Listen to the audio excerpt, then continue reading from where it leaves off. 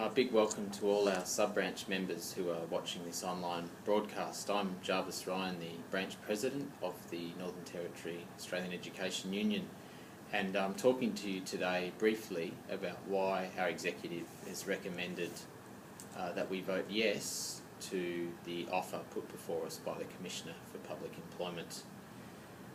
As you'd be aware, this dispute has gone on for a very long time. Our current agreement expired more than a year ago, and one of the implications of that under this government's wages policy is that the longer the dispute runs, the more that teachers will miss out on wage increases, because the government has been adamant that it will not pay any back pay. Our concern is that by prolonging the dispute, the only thing we can guarantee is that our members will go without even more wages in the future, and that we're not confident that we can force the government to improve its existing offer. There's also a danger, if this dispute goes on into next year, that one of the 3% salary increments that we've managed to gain will be forfeited, which means we'd be behind 3% every year thereafter.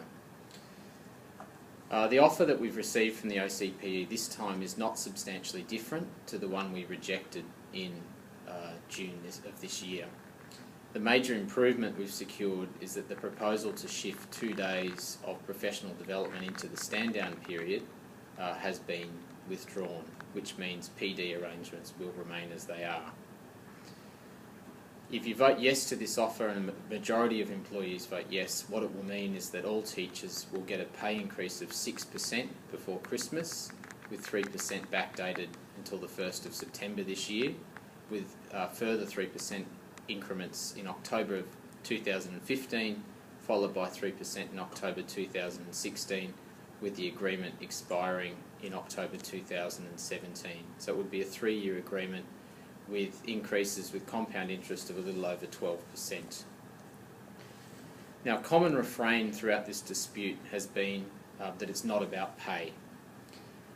What I believe, though, is that we can and should secure pay increases for teachers and fight on through every means available to challenge aspects of government policy and school resourcing that we disagree with. Many of the issues we've been trying to address through the Stop the Cuts campaign are issues that cannot be resolved in the framework of an enterprise agreement. It's always been the case that these are primarily political and economic issues and need to be contested through lobbying, campaigning and various other forms of pressure. And we will continue to do that, particularly in relation to global funding, which we can now see is impacting in a very negative way on school budgets. Another significant change in this offer from the Commissioner from the previous offer is to make all new permanent employment offers take place through merit selection, as happens currently with promotional positions.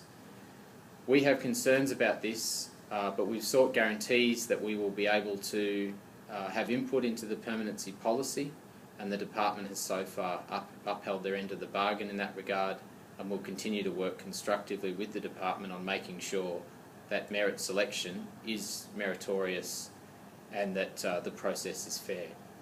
We've also signed a memorandum of agreement with the Department on permanent employment, and what this is seeking to do is provide some guarantees around contract employment to ensure that we aim for a target of 85% of all employees in schools in permanent employment, and that the use of contract employment is not excessive.